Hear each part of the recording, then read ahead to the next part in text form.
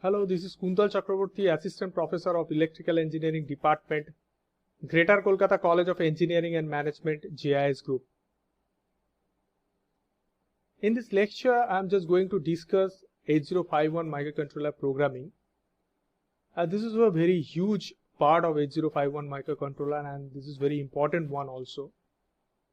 I already discussed different instructions like arithmetic instruction, logical instructions, data transfer instruction, branching instructions in our previous lectures.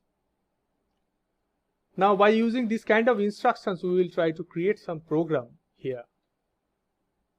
Now for this particular lecture, we will try to point out, or we will try to create some program by using loop, by using jump instructions, by using call instructions, and we will try to create some program for delay also. Now first we will try to write some program by using loop. Now if we try to write some program by using loops, then every time we need the branch instructions.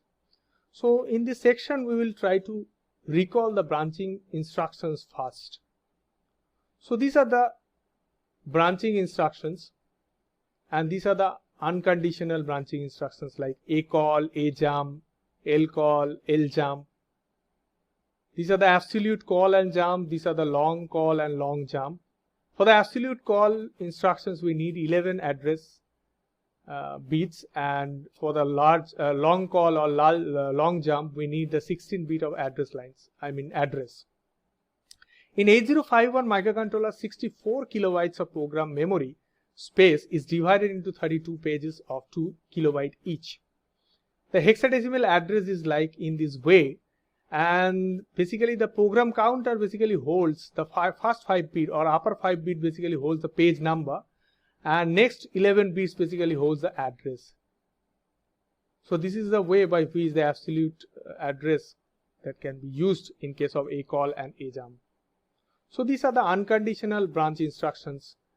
And next I am just going to discuss the conditional jump instructions. So in these instructions basically use like JBC. This is a conditional jump instructions. If a particular bit is equal 1, then clear the bit and jump to a particular location. JNB. If a bit is not equal 0, then jump to a particular location that is associated with this instructions. JB, jump if a bit is equal 0. If a particular bit is set as 1, then it will jump to a particular location that is associated with this, the address associated with these instructions. JNC, jump if the carry is equal 0. If carry is not generated at that time, it will jump to a particular location. JC, jump if the carry is equal 1. If the carry flag is set as 1, then it will jump to a particular location. CJNE, register comma has data.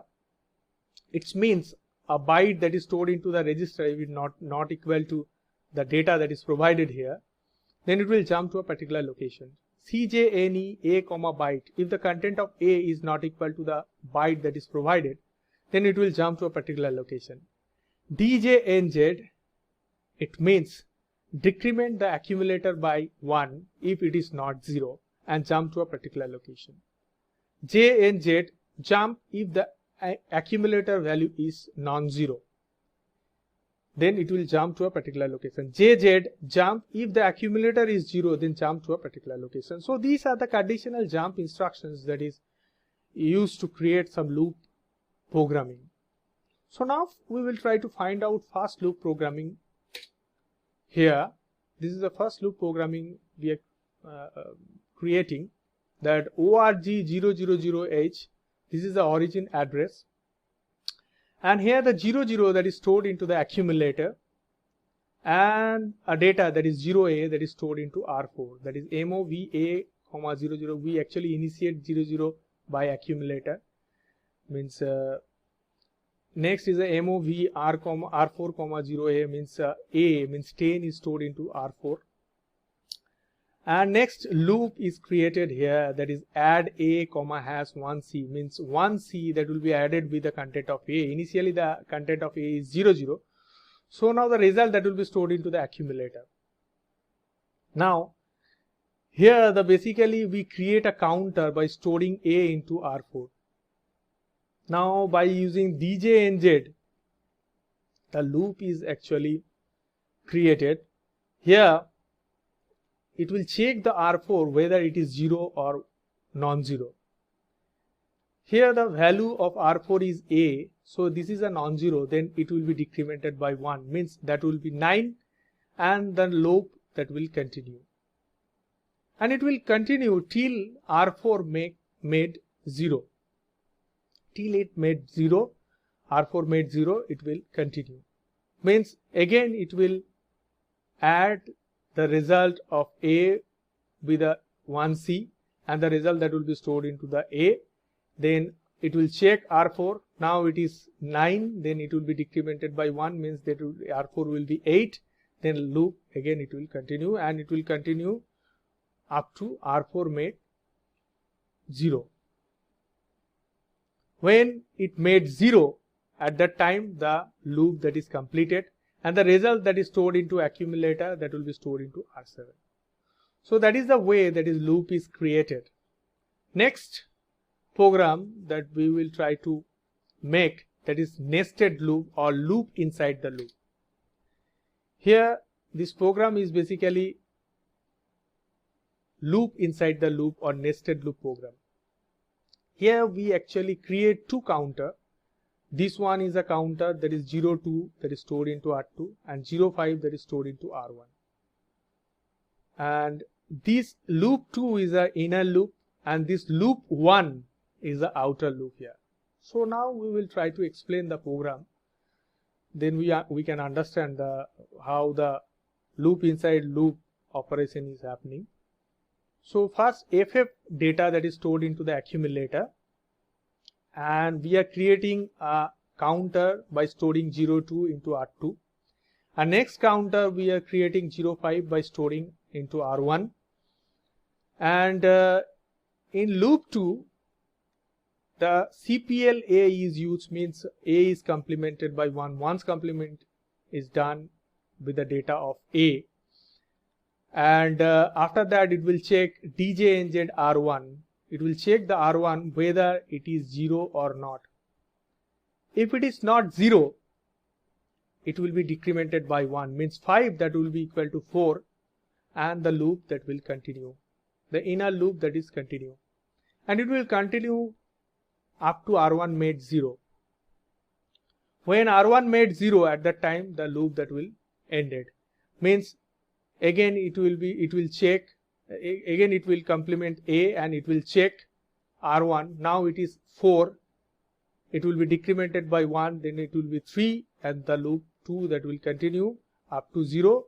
And when it is 0, then it will come into this next instruction, that is DJNZ R2. Then it will check the R2 that is loaded with the 2, that will be decremented by 1 as it is non-zero.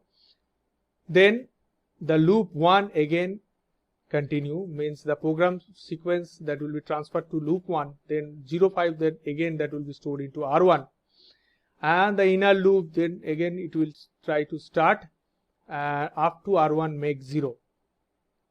When R1 makes 0, the inner loop 2 that will be the functions of loop 2 that will completed, then it will come to check whether R2 is non-zero or not. Now it was 1, now it will be decremented by 1, means 0, and again the loop, again the program sequence that will be transferred to loop 1, again the inner loop that will continue, then again it will try to find out whether R2 is 0 or not. Now R2 is 0, then the program that is completed. So now this inner loop is basically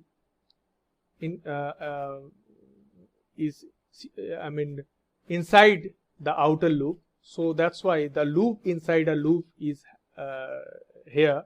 So that is, this kind of loop is called a nested loop. So this is the way by which we can create a maximum delay also. So next in the delay program we will try to find out how the delay is created by using loop instructions. Next we will try to write a program by using jump instructions. So first jump instruction is this is a program by using we will use the jump instructions here. Here the org000h is used, means this is the origin address, that is starting address. Here the 0 is stored into accumulator first, and 10 is stored into the R1, and here again we are taking a loop, add a comma 05h. Here the content of a is now 0, that is added with the content 05, and the result that will be stored into the accumulator. Now here we will use the jump instructions djnz, that is used into the previous loop instructions also. Now in this djnz, basically it will check the R1 whether it is 0 or not. Now this is not 0, this is 10, so that will be decremented by 1, that is 0f, and the loop that will continue, and up to R1 made 0.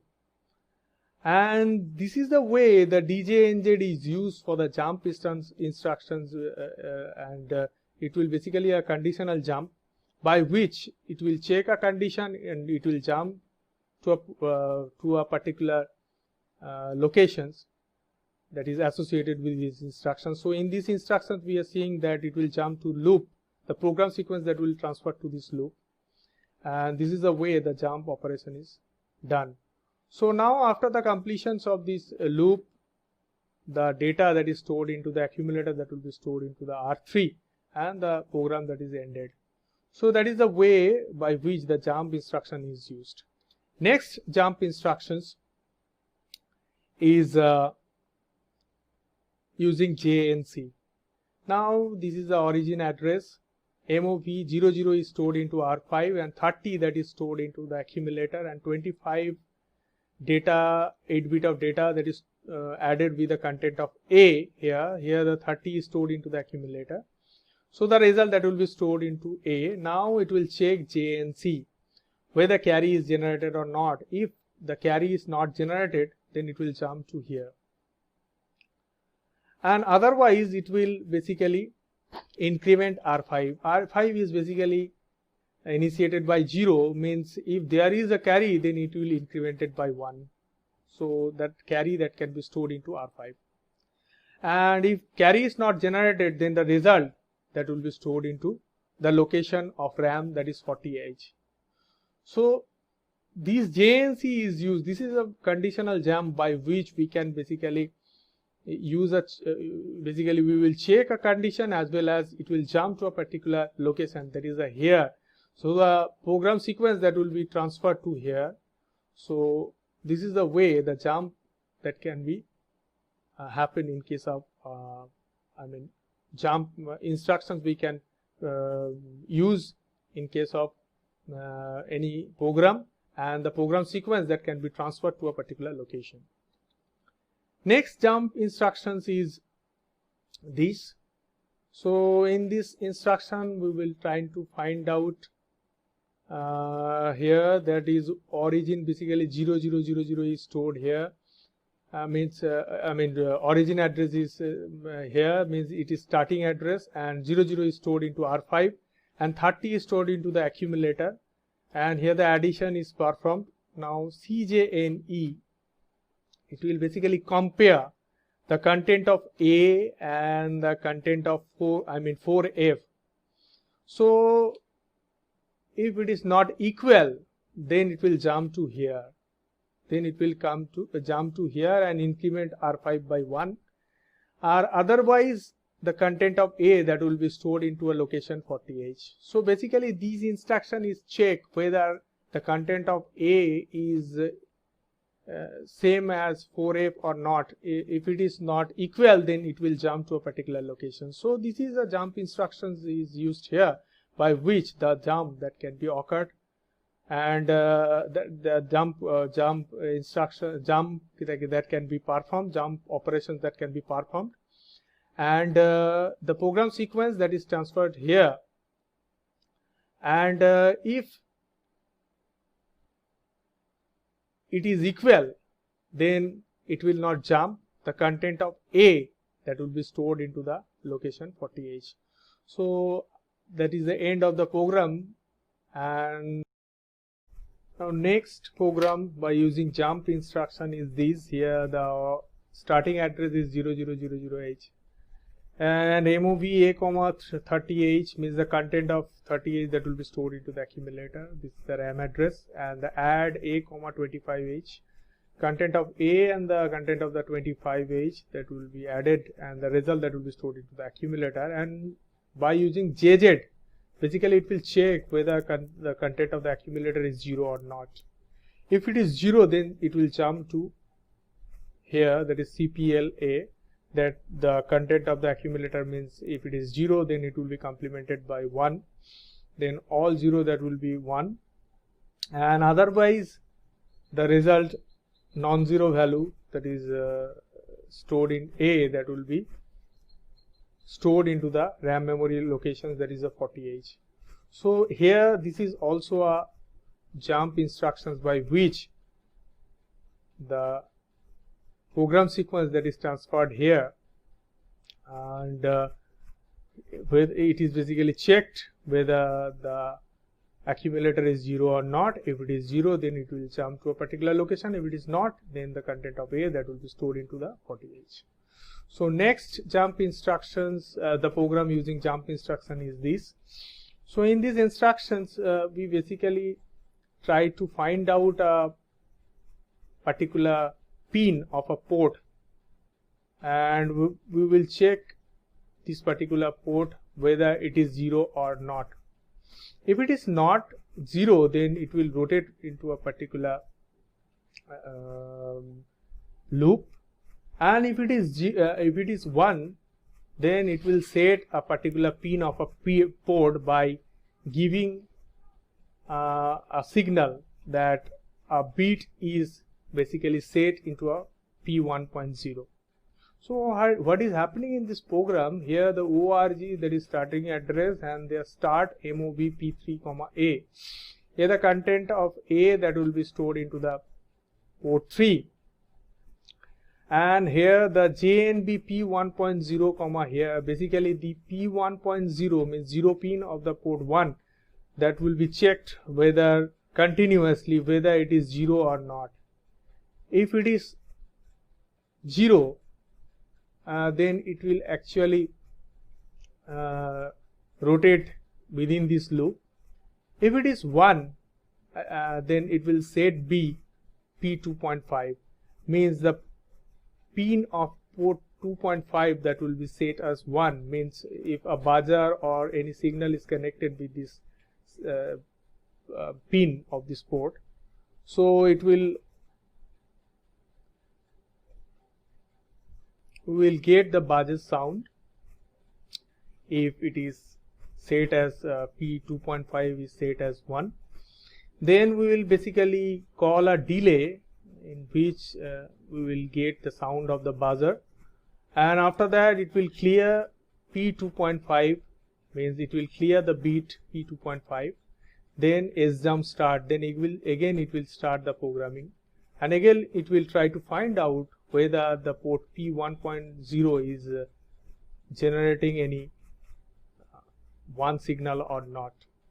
If it is 0, then it will rotating. If it is 1, then it will set again P2.5 to create the buzzer or to create some signal. So here basically JNB is used for the jump programming, and this is the way the jump that can be done within the line also.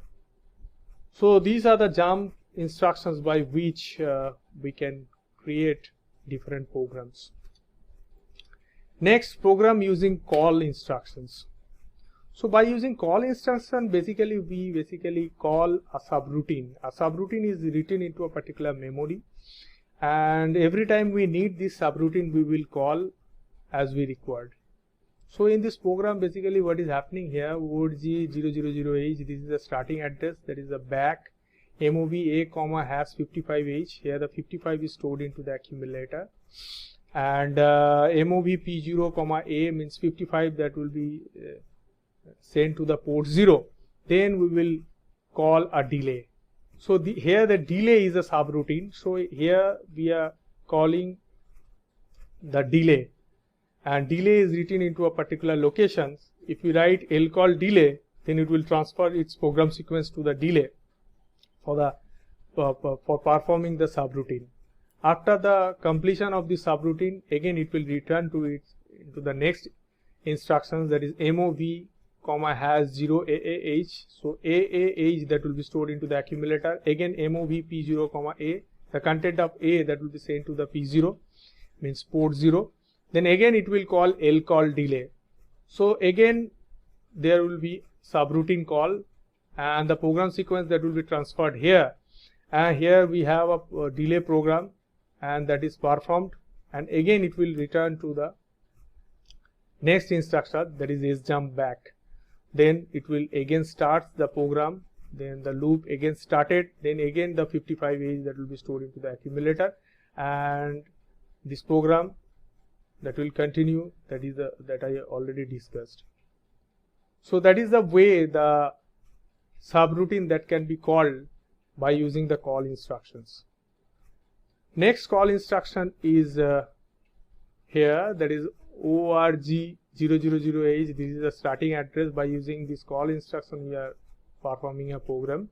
MOV P3, A, here the content of A that will be stored into the P3. Here JNB P1.0, here we are basically checking the whether the P1.0 is I already discussed this program, whether it is 1 or 0. If it is 0, then it will rotate in this loop. Then we will set, if it is 1, then it will program sequence will be in the set B P2.5, means P2.5 that will set to as 1. Then if it is connected with a buzzer or a signal, so it will basically give us a signal that bit is set in P1.0. So at that time we have to call a delay to get some signal for a few seconds or few milliseconds. So that's why we have to call a delay. So here the A call delay is used. So here, like previous one, we use the L call, that is a long call, but here we are using A call, that is the absolute call. Here the address is 11 bits, but in case of long call we have to use a 16-bit address. So now we will create a delay if the delay program is written into a particular address. Then the program sequence that will be transferred to this delay, and delay is nothing but a subroutine that is written into a particular address. So then it will perform the delay and it will return back to the next instruction, that is clear P2.5. So after performing the subroutine, it will come to clear 2.5, means P2.5 means it will clear the bit P2.5, and again the sjump start, then again the program is started. So in this program we are actually using the ACALL instructions for to create a delay or create a subroutine, call a subroutine. So these are the instructions used for the into the program for call a subroutine. So ACALL and LCALL, this kind of call instruction is used. So these are the call instructions I already discussed in these instructions. In this lecture, that call instructions as well as program using jump instructions, and I already discussed different branching instructions also here, and we actually create some program, we will actually made some program by using call as well as the jump instructions. Thank you.